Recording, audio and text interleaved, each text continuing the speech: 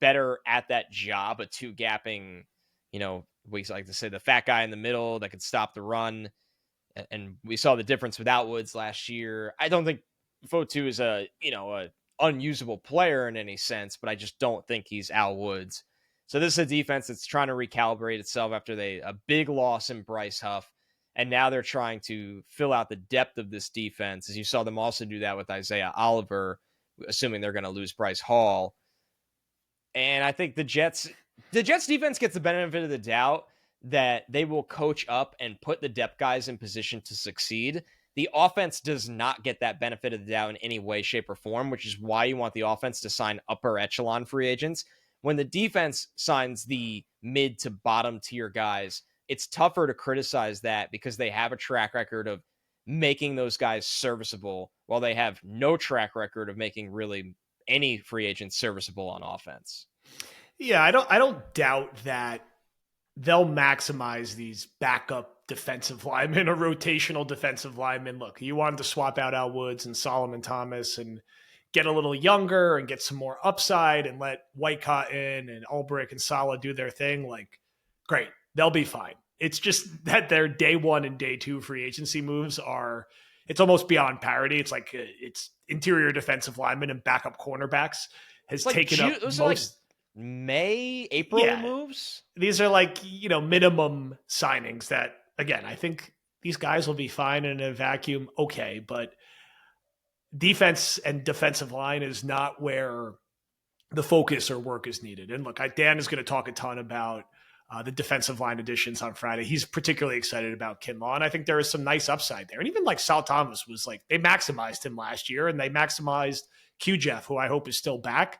So sure, they're going to have a good defensive line again. I don't doubt that. They're not going to be able to rush the passer as well off the edge for reasons we're not going to talk about anymore. And all the edges are flying off the board. Uche's back in New England for like pennies.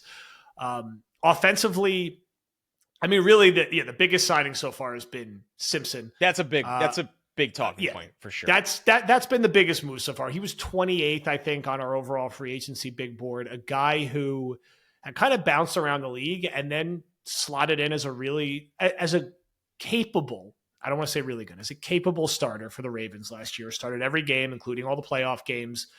A mauler, a physical player in the run game, a guy who brings some nasty, like actual, like real toughness and nastiness, which the Jets have lacked up front. And we've talked about that a lot, like how soft they've kind of been. Yeah. So I've been joking and calling him like Wario Lakin because he's like perfect, a tougher, like meaner version of Lakin Tomlinson, who will probably commit more penalties, but add more upside. And on his contract in a vacuum is a better roster slot. Like it's a slightly better player at better money. No problem at all with the upgrade, but it's just like one spot. So like we were kind of like going into the offseason being like, well, they're probably going to keep Lakin, and then they still need 2 new linemen.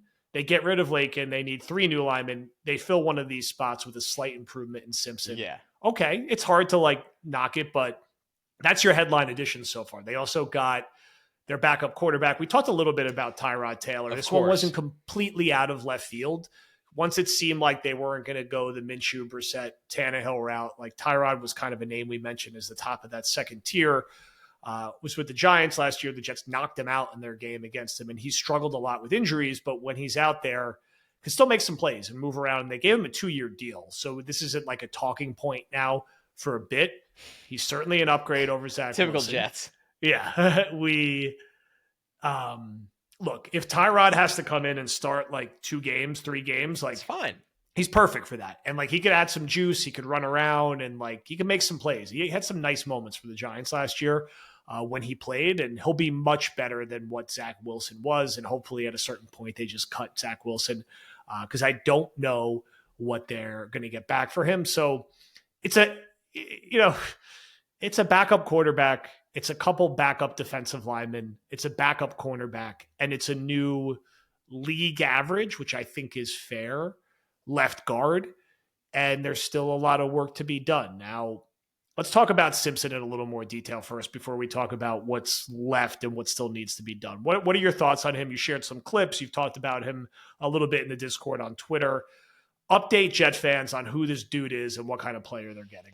Right. Simpson it's interesting when a signing like this comes in on day one because I kind of, compare it to the baseball free agency, which moves at a very different pace. It's like when a team comes out and they kind of sign a guy that's going to be, one of the bottom two pitchers in their rotation. It's hard to judge the move until the rest of the offseason is over because Simpson is a guy, if he's your worst starter on your offensive line, you're fine, right? Put him next to a capable left tackle that's going to make his life a little bit easier in pass pro. Utilize his ability as a puller, where when he strikes guys, he hits with force. I find it interesting. He's a really good man blocker, like gap scheme blocker in the run game. The Jets under Hackett last year were very zone heavy. So is this one of two things? Is it one, a hint that the Jets want to be more balanced as a run unit? Or is it two, what the Jets always do? They throw darts at a board blindfolded and put players on their team that don't fit their identity. I really hope it's not the latter. I hope I'm not saying you build the run game around John Simpson, but you also want this guy. He comes from Baltimore. What does Baltimore Yep. do? They run the ball downhill. They are a gap scheme run game. And Simpson really found himself there after struggling early in his career with the Raiders. He found himself with the Ravens because of his ability to be utilized in that role. Pass pro, he's been like this since he was at Clemson. He gets grabby. He doesn't bring his feet with him sometimes. There's a lot of guards like this, but I'll say it like that. We've been asking for this team to be nastier, have more of a mean streak. He has every bit of that in the run game. Sometimes it's out of control where he misses his targets and his hands are kind of very wide and all over the place. I think to me, it's one of those moves that it's almost unfair to judge him in a vacuum because he is exactly what he is, right? He's a serviceable, but probably below average overall starter at guard that has his highs in the run game that isn't lost in pass pro, but is a little all over the place with his hands and penalty prone. But at the same time, you shouldn't be, if you're asking this guy to be the superhero of your offensive line, you're just not doing your job the right way. So if the Jets Yep. went out, and it feels like a long shot, but if the Jets went out and put Tyron Smith next to him and then got another lineman in the draft, and their line was Tyron Smith, John Simpson, Tippmann, and then a rookie guard or AVT, and then a rookie tackle or AVT, that's a completely fine unit. It comes down to he should be the bottom move of the three offensive linemen they Yep. need. It's hard to sit here on this podcast and know if that's the case because the Jets are not operating with any urgency, where I'll be very concerned if he was not the bottom move. But if he's the bottom move, the market value on this is fine.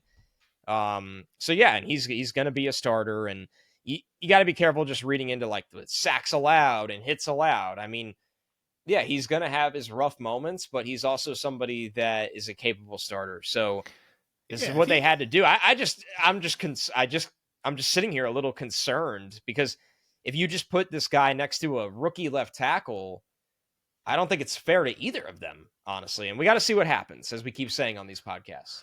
Yeah, I mean, look, there's limited veteran options left. There hasn't been any reporting that indicates the Jets are like really in on Tyron Smith. That doesn't mean they aren't. They could come out of nowhere and get him. Maybe his money's less than everyone expects. But if you're not going to get him, at tackle, you're not really getting anything at this point you're going to be excited about. Trent Brown? Trent Brown or Jonah Williams, which are like Jonah below average. Yeah, below average starters that are going to have question marks. Like, it doesn't mean like maybe you don't sign them for depth and competition purposes.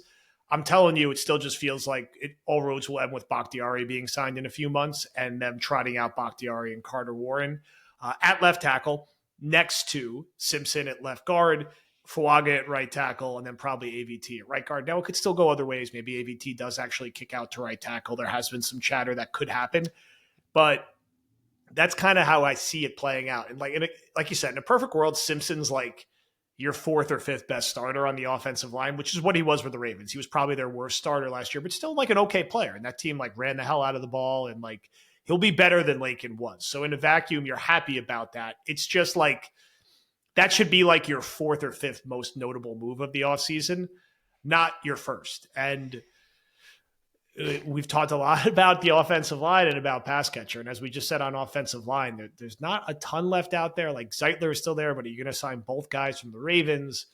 A lot of the other guards have been paid at this point. Are they going to bring back like George Fant or GVR or Chuma Adoga? Yeah, go down like the Andres Pete tier of yeah, available players. I mean, once again, like that would mean Simpson's not like definitively the worst addition of the O-line. Right. And then we'll wrap with a fun How are story. we here? I mean, I'm sorry. How are we here? How are we here? And I didn't bring it up at the beginning. I do want to say I really like the Tyrod Taylor signing.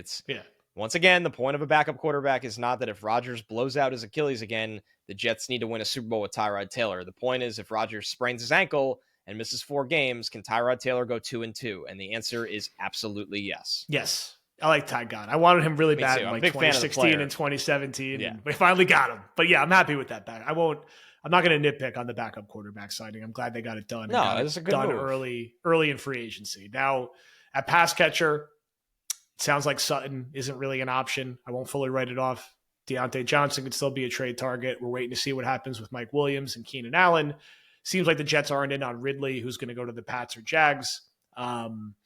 There's been rumors that they could be interested in Odell, led by our friend Callie from the Discord and Twitter.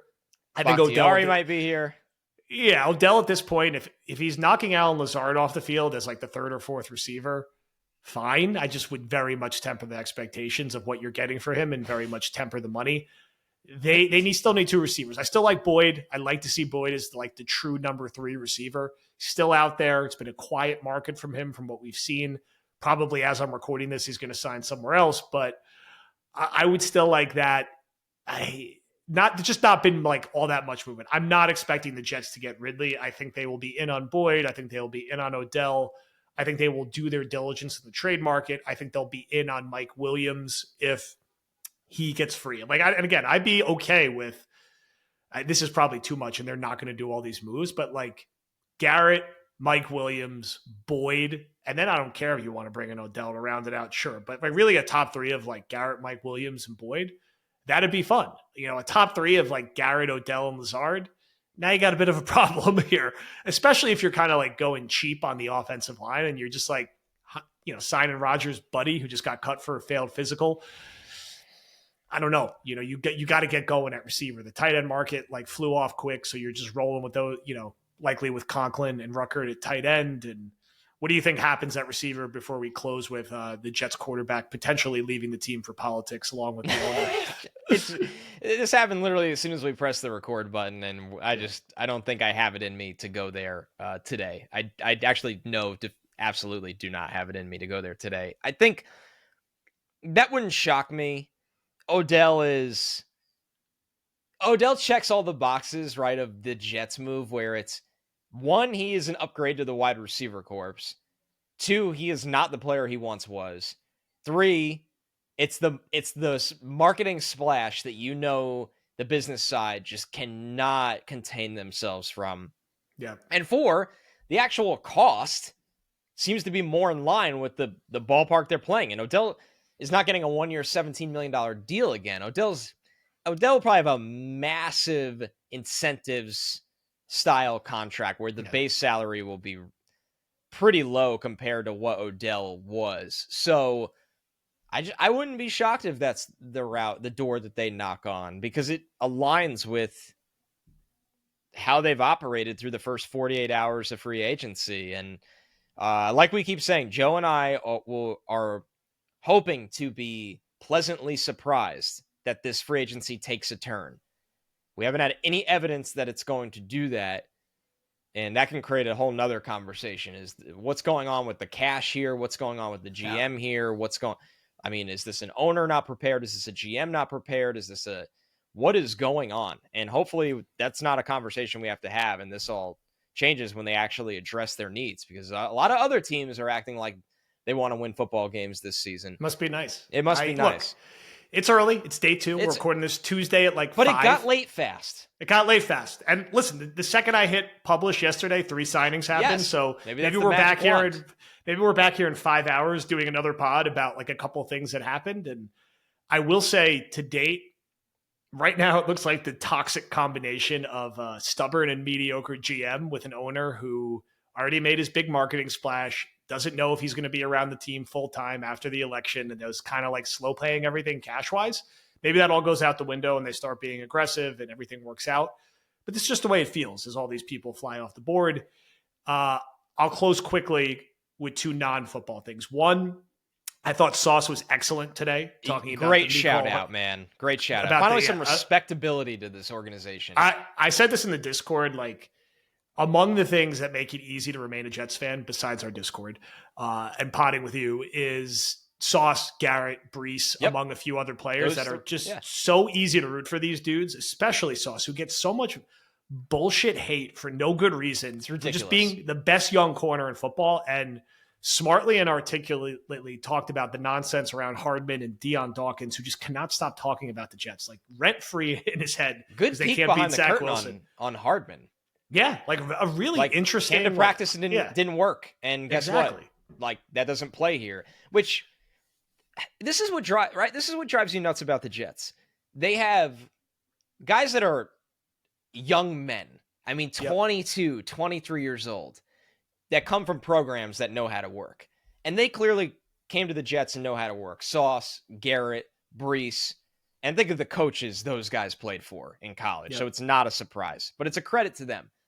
And it feels like the 22-year-olds and 23-year-olds set the best example compared to the coaching staff, the front office, the veteran, the ownership. I mean, it's a beautiful thing to witness because it's impressive at their age, but it's also insanely frustrating that's what has to exist. Of course. And I think you said it well. And like a little bit also to like the standards, probably that was split between the defense and the offense. Like, I feel like the defense like had a certain standard and they play to a certain standard, to Saleh's credit and Ulbricht's credit, that the offense probably wasn't to. And like Hardman probably fit right in with like what post Rodgers was like a very like, well, like, screw it, we're not really working here, and like, whatever.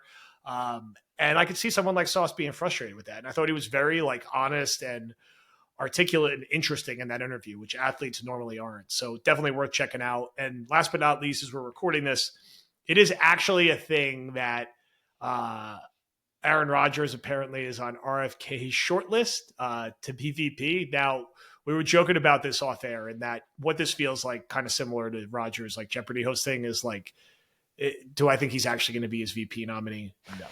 But is it something that will give him a platform and an ability to talk about it and do some interviews about it and be yet another distraction? Yeah, I mean, hopefully it gets nipped in the bud quick, because we're not talking about anything political here. It's just like, there's always something not related to football about this team, and this is just another thing that goes along with that. And it's just a funny story, and another thing that people are going to needle the Jets over. And you can say it's bullshit, people are picking on the Jets, but like the Jets are really bad consistently. And now like no other team's quarterback is on a VP short list for a presidential candidate, which will be a talking point. It will be a thing people talk about. We're not going to talk about it anymore beyond that, but you got to laugh a little bit. Is this Rodgers sending a signal to the front office saying, if you don't go get me an offensive line, I will run for vice president of the United States? It's I don't know, man. It's covering this is the definition of a distraction, by the way. Yeah, and listen, to be fair to Rodgers, like, this is a guy running like a third-party campaign who's looking for some buzz. Like, we don't know if Rodgers is looped into this. They could have just leaked this, and he'd be like, "What the fuck? Like, no one talked to me about this." But it's a thing now, and like we'll see what happens. I'm much more interested in hopefully being back here in a few hours talking about receivers and offensive linemen and safety and edge rusher being signed. But for now, to close, through a couple days, the Jets have added 2 interior defensive linemen, a backup cornerback, Kenny Yeboah coming back, Chuck Clark back. That's an exciting one, and added a new starting guard in Simpson. So far, this is the race to 20 offseason. I am dubbing it, until we see something that changes it. Thank you, everyone, for listening. We will talk to you soon. There will be more content on the feed soon, inevitably. Thanks again.